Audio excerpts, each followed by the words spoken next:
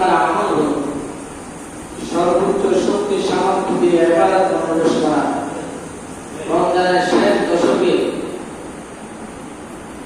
নতুন করে ইবাদতের জন্য মানসিকতা তৈরি করা, নিজেকে প্রস্তুতি করা, ভালোভাবে প্রস্তুতি সম্পন্ন করা, অর্থাৎ ইবাদতের মৌসুম, এই মৌসুমটাকে কাজে লাগানো, সর্বশক্তি দিয়ে এই শেষ দশকের মধ্যে কোরআন তেলাওয়াত বেশি বেশি করা, নামাজ বেশি বেশি পড়া, নফল নামাজ বেশি বেশি পড়া, যত ধরনের নামাজ সব পড়া, জিকির আজকার বেশি বেশি করা।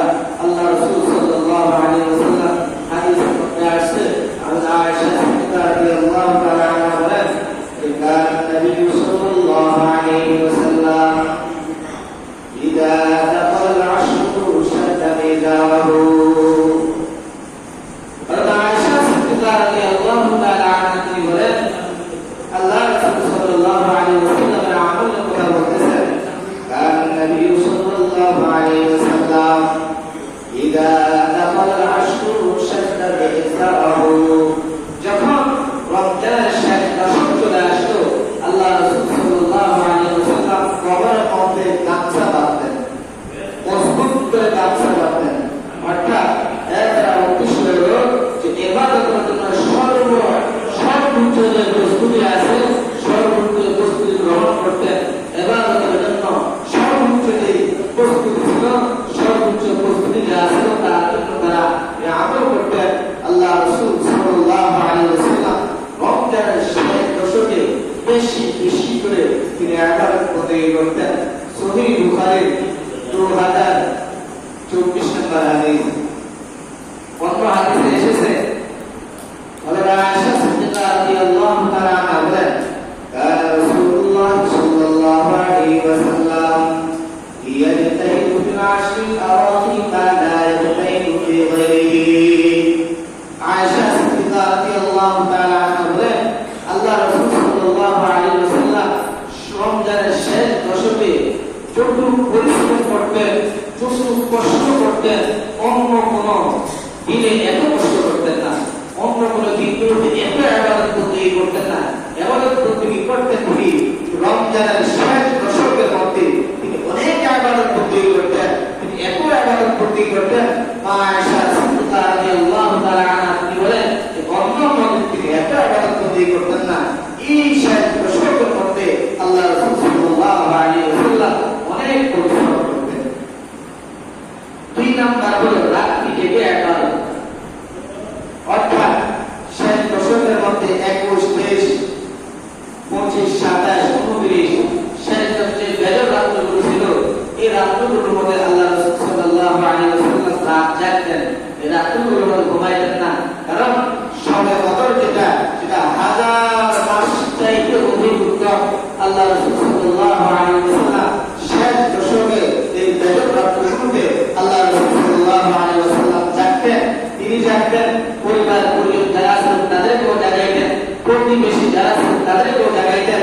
আল্লাহ রাসূল সাল্লাল্লাহু আলাইহি ওয়াসাল্লাম এভাবে সবথেকে গুরুত্ব দিয়ে আল্লাহ রাসূল সাল্লাল্লাহু আলাইহি ওয়াসাল্লাম শেষ দশকের রাতগুলোর মধ্যে বেশি বেশি ইবাদত করতেন। হাদিস শরীফের মধ্যে আসছে, আমাদের আয়েশা সিদ্দিকা রাদিয়াল্লাহু তাআলা আনহা তিনি বলেন, কান নবী সাল্লাল্লাহু আলাইহি ওয়াসাল্লাম ইযা দাখালা আল-আশরু আহইয়া লাইলাহু। আয়েশা সিদ্দিকা রাদিয়াল্লাহু তাআলা আনহা তিনি বলেন যে আল্লাহ রাসূল সাল্লাল্লাহু আলাইহি ওয়াসাল্লাম যখন রমজানের শেষ দশক আসতো, আল্লাহ রাসূল সাল্লাল্লাহু আলাইহি ওয়াসাল্লাম তিনি রাত্রিবেলা জাগরণ থাকতেন, রাত্র জাগতেন, রাত্রিবেলা জেগে জেগে তিনি ইবাদত করতেন। আল্লাহ রাসূল সাল্লাল্লাহু আলাইহি ওয়াসাল্লাম শেষ দশকের মধ্যে এটা একটা গুরুত্বপূর্ণ ইবাদত ছিল। 3 নম্বর হলো নিজের পরিবারের সদস্যদের ইবাদতের প্রতি জোর দেওয়া।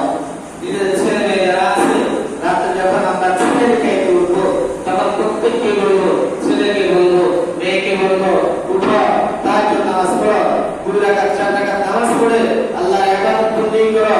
আজকে বেজর রাত হতে পারে, এই রাতটা আজকে আমাদের জন্য সর্বকদর হতে পারে এই রাতে যদি একটু ইবাদত করি, আমরা আল্লাহকে একটু ডাকি, হতে পারে সর্বকদর যে আমল, সে আমল যে সওয়াব, এই সবটা আমরা পেতে পারি।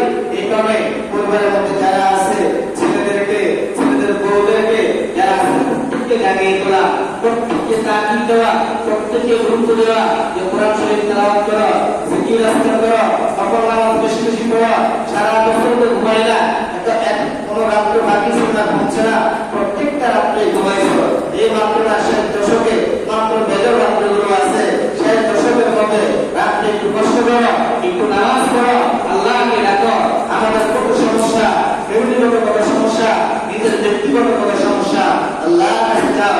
এইভাবে পরিবার যারা আছে নিজের পরিবারদেরকে, ছেলে মেয়েদেরকে সবাইকে তাকিদ দেওয়া, প্রত্যেককে বলা, প্রত্যেককে গুরুত্ব দেওয়া যে ইবাদত করতে করো। কারণ রাসূলুল্লাহ সাল্লাল্লাহু আলাইহি ওয়াসাল্লাম তিনি শেষ দশকের মধ্যে তিনি এইভাবে ইবাদত করতে করতেন, তিনি এইভাবে পরিবার পরিজন যারা আছে তাদেরকে জাগাইতেন। আদেশ শরীফের মধ্যে আসছে, কারণ নিজেকেও বাঁচাতে হবে, জাহান্নাম থেকে নিজেকেও বাঁচাতে হবে, পরিবার পরিজনদেরকেও বাঁচাতে হবে। আমি তো জান্নাতে চলে গেলাম না, আমার নিজেকেও বাঁচাতে হবে, আমার পরিবার পরিজন যারা আছে প্রত্যেকেই জাহান্নাম থেকে বাঁচাতে হবে। কারণ এশার দশক হাজাররা মুক্তিরা আল্লাহর কাছে মুক্তির জন্য প্রার্থনা করতে হবে, আল্লাহর কাছে নাজাতের জন্য প্রার্থনা করতে হবে, আল্লাহর কাছে ক্ষমার জন্য প্রার্থনা করতে হবে, আল্লাহর কাছে জাহান্নাম থেকে মুক্তির জন্য প্রার্থনা করতে হবে, আল্লাহর কাছে জান্নাত চাইতে হবে, আল্লাহর কাছে নিজের অপরাধগুলো পেশ করতে হবে, আল্লাহর কাছে নিজের অন্যায়গুলো পেশ করতে হবে, আল্লাহর কাছে নিজের যত সমস্যাগুলো আছে আল্লাহর কাছে বলতে হবে। আমাদেরকে ক্ষমা করবেন একমাত্র আল্লাহ। দুনিয়ার কোনো মানুষ আমাদেরকে ক্ষমা করতে পারবে না, দুনিয়ার কোনো মানুষ আমাদেরকে ক্ষমা করতে পারবে না আল্লাহ ছাড়া। তাই আল্লাহর কাছে আমাদের কথাগুলো বলবো, আল্লাহর কাছে মনের কথাগুলো বলবো, আল্লাহর কাছে মনের আন্তরিক বিনতিগুলো আল্লাহর কাছে আমরা জানাবো, আল্লাহর কাছে জাহান্নাম থেকে মুক্তি চাইবো। কারণ আমরা যদি জাহান্নামে হয়ে যাই তাহলে তো আমাদের কপাল খারাপ, জাহান্নাম আমরা সহ্য করতে পারবো না, জাহান্নামের আগুন আমরা সহ্য করতে পারবো না, কবরের আগুন আমরা সহ্য করতে পারবো না। এই কারণে এক শেষ দশকের মধ্যে আল্লাহর কাছে চোখের পানি ফেলবো, আল্লাহর কাছে কান্নাকাটি করবো, আল্লাহর কাছে ঘোরাঘুরি করবো, আল্লাহর কাছে ক্ষমা চাইবো। আল্লাহ আপনি সৃষ্টি করেছেন, আল্লাহ আপনি আমাকে জাহান্নাম থেকে মুক্তি দিয়ে দেন, আল্লাহ আপনি আমাকে জাহান্নাম থেকে মুক্তি দেন। আল্লাহ পাক রব্বুল আলামিন পবিত্র কালামুল শরীফের মধ্যে বলেন, ইয়া আইয়ুহাল্লাযীনা আমানু কু আনফুসাকুম ওয়া আহলিকুম নারা। আল্লাহ বলেন, হে আমার বন্ধুগণ, হে ইমানদারগণ, তোমরা জাহান্নাম থেকে নিজেদেরকে বাঁচাও, নিজের পরিবার পরিজন যারা আছে তাদেরকেও বাঁচাও। শুধু নিজে জাহান্নাম থেকে বাঁচতে হবে না, ছেলে সন্তান পরিবার পরিজন যারা আছে তাদেরকে জাহান্নাম থেকে বাঁচাতে হবে।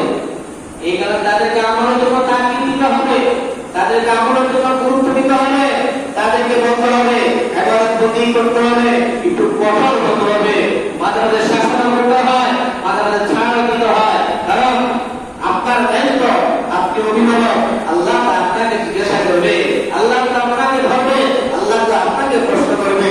এই কারণে এই শেষ দশকের মধ্যে আমরা বেশি বেশি করে আমাদের পরিবার পরিজন যারা আছে প্রত্যেককে নিয়ে আমরা ইবাদত করার জন্য চেষ্টা করব। হাদিস শরীফের মধ্যে আসছে, আল্লাহ রাসূল সাল্লাল্লাহু আলাইহি ওয়াসাল্লাম বলেন, কান নবী সাল্লাল্লাহু আলাইহি ওয়াসাল্লাম ইযা দাখালা আল-আশরু ওয়া আইকালা আহলাহু।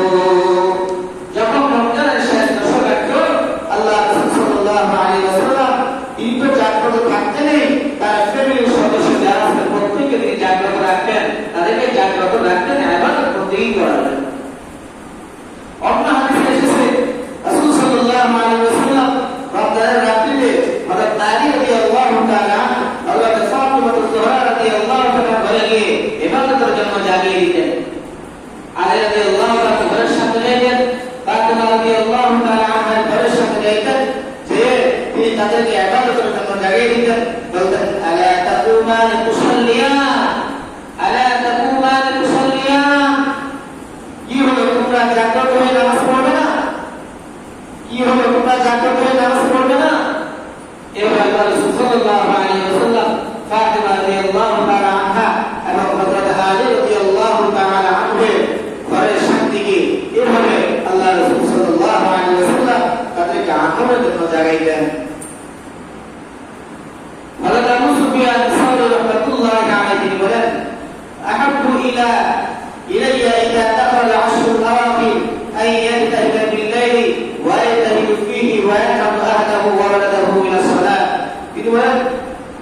রমজানের শেষ দশকে এই রাত্রের মধ্যে তিনি অনেক পছন্দ করতেন, এই রাত্রের মধ্যে তিনি বেশি বেশি ইবাদত করতেন এবং তার পরিবার ছেলে সন্তান যারা আছে তাদেরকেও তিনি জানিয়ে দিতেন, তাদেরকেও তিনি আমল করার জন্য উদ্বুদ্ধ করতেন, তাদেরকেও তিনি আমল করার সবসময় বলতেন। 4 নাম্বার হল পরিষ্কার পরিচ্ছন্ন থাকা, ভালো পোশাক পরিধান করা। শেষ দশকের মধ্যে পরিষ্কার পরিচ্ছন্ন থাকা, ভালো পোশাক পরিধান করা। সবসময় আমরা গোসল করবো, প্রতিদিন গোসল করবো, পাক পবিত্র থাকবো, সবসময় অজু অবস্থায় থাকবো। অজু অবস্থায় থাকা এটা ভালো। অজু অবস্থায় থাকলে আল্লাহ আপনাকে বহু খারাপের থেকে আল্লাহ আপনাকে মুক্তি দিয়ে দিবেন। আল্লাহ আপনাকে বজ্রের আসর থেকে আল্লাহ আপনাকে মুক্তি দিবেন। আল্লাহ আপনাকে খারাপ থেকে আসর থেকে, খারাপ শয়তান থেকে আল্লাহ আপনাকে মুক্তি দিবেন। এই কারণে আমরা অজু অবস্থায় সবসময় থাকার জন্য চেষ্টা করবো। শেষ দশকের মধ্যে খুব পবিত্র রাখবো, শুধু শরীর খুব পবিত্র রাখে না, জবানকেও খুব পবিত্র রাখতে হবে, চোখকেও খুব পবিত্র রাখতে হবে, কানকেও খুব পবিত্র রাখতে হবে, চোখকে গুনাহের কাজ গুনাহ থেকে বিরত রাখতে হবে, কানকে গুনাহের কথা শোনা থেকে বিরত রাখতে হবে, এই আমার দেহকে খারাপ কাজে জোগাড় করা থেকে বিরত রাখতে হবে। এটার নাম হলো পবিত্র, পরিষ্কার পরিচ্ছন্ন। এই কারণে আমরা শেষ দশকের মধ্যে আমরা পরিষ্কার পরিচ্ছন্ন থাকবো, পবিত্র থাকবো, উত্তম পোশাক পরিধান করবো, ভালো পোশাক পরিধান করবো। যেটাই করি আমরা যাতে আমরা উত্তম পোশাক হয়, সুন্দর পোশাক হয়, পরিষ্কার পরিচ্ছন্ন পোশাক হয়।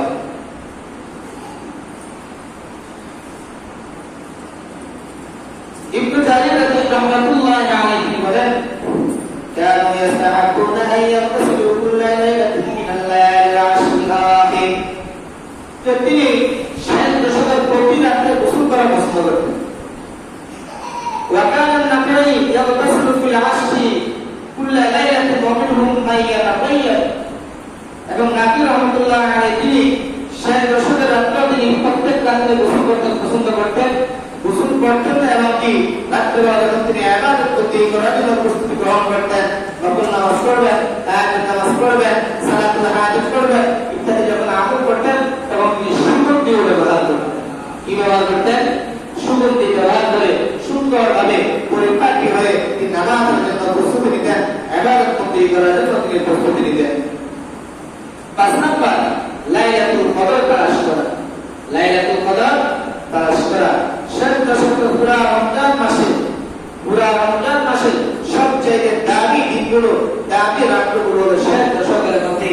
যেই শবে কারণে রমজান মাস এত দামি, সেই শবে কদরের কারণে রমজান মাস এত দামি। আল্লাহ পাক রব্বুল আলামিন সূরা কদরের মধ্যে বলেন, লাইলাতুল কদরি খায়রুম মিন আলফি শাহর। কদরের রাত এটা হাজার মাস থেকে অধিক উত্তম। কদরের রাত হাজার মাস থেকে অধিক উত্তম। এই কারণে এর কদর তালাশ করা, রাত্রে বেশি বেশি নফল ইবাদত করা, সারা রাত জাগ্রত থাকা, এসব নামাজ পড়িয়া একটু খাওয়া দাওয়া করে সামান্য রেস্ট নিয়ে ইবাদত করতে লেগে যাওয়া।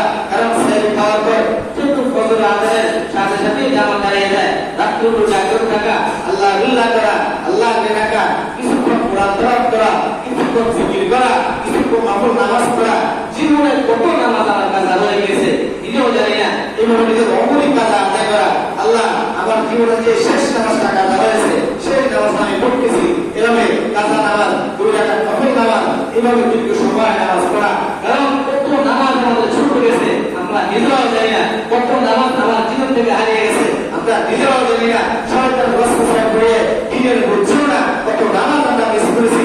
এই যে রমজান মাসে বেশি বেশি নফল নামাজ পড়া, বেশি বেশি নফল নামাজ পড়লে আল্লাহ পাক রব্বুল আলামিন এই নফল নামাজ দিয়ে আমাদের ফরজের ঘাটতিগুলো পূরণ করে দিবেন, আমাদের ফরজের ঘাটতিগুলো পূরণ করে দিবেন। এই কারণে সবসময় টার্গেট রাখা যে তারাবির নামাজ পড়া, তাহাজ্জুদ নামাজ পড়া, ইশরাক নামাজ পড়া, চাশতের নামাজ পড়া, তৈরি একটা রুটিন করা যে আমি আজকে 20 রাকাত নফল নামাজ পড়বো, আজকে আমি 40 রাকাত নফল নামাজ পড়বো, আমি আজকে 50 রাকাত নফল নামাজ পড়বো।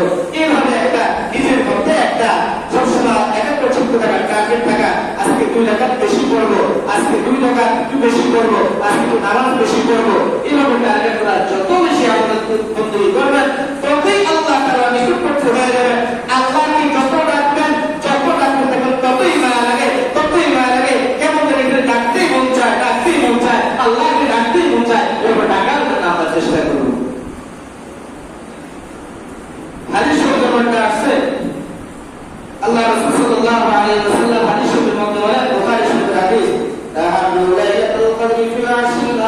মিন রমাদান। রমজানের শেষ দশকের রাতগুলোতে আল্লাহ রাসূল সাল্লাল্লাহু আলাইহি ওয়াসাল্লাম শবে কদর তালাশ করতেন। কি করতেন? শবে কদর তালাশ করতেন। তিনি সবসময় ইবাদত বন্দেগী কাটাইতেন। নিজের পরিবার পরিজন যারা ছিল তাদেরকে ইবাদত বন্দেগী করার জন্য সবসময় উৎসাহ প্রদান করতেন। 6 নম্বর হলো ইতিকাফ করা। লাইলাতুল কদর পাওয়ার জন্য এই 60 দশকের মধ্যে সর্বোত্তম যে আমল সেটা হলো ইতিকাফ করা। বিভিন্ন চাকরি বাকরি, ব্যবসা বাণিজ্য, যত ধরনের কাজ আছে সব কিছুকে আল্লাহর জন্য বিসর্জিত, একমাত্র আল্লাহকে কাছে পাওয়ার জন্য, একমাত্র আল্লাহকে কাছে পাওয়ার জন্য, আল্লাহর সাথে দিলের সাথে মহব্বতটা আরো ভালোভাবে কানেক্ট করার জন্য যে আমরা 60 দশকের মধ্যে যারা 10 দিনের জন্য ইতিকাফে বসা, এটা অনেক বড় একটা ত্যাগ, এটা অনেক বড় একটা ত্যাগ। সবার কপালে এটা জুতো না, এটা অনেক বড় একটা ত্যাগ। যে ব্যবসা ছিল, আমি থাকলে ওরা 50, 1 লাখ, 2 লাখ টাকা ব্যবসা বেশি হতো, ব্যবসা ছেড়ে দিয়েছে।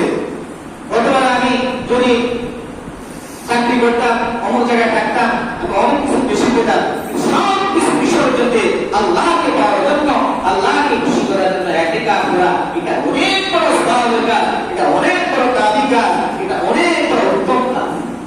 রমজানের মধ্যে যতগুলো আমল আছে সব আমলগুলোর মধ্যে এটাও সর্বোত্তম একটা আমল, এটাও কি সর্বোত্তম একটা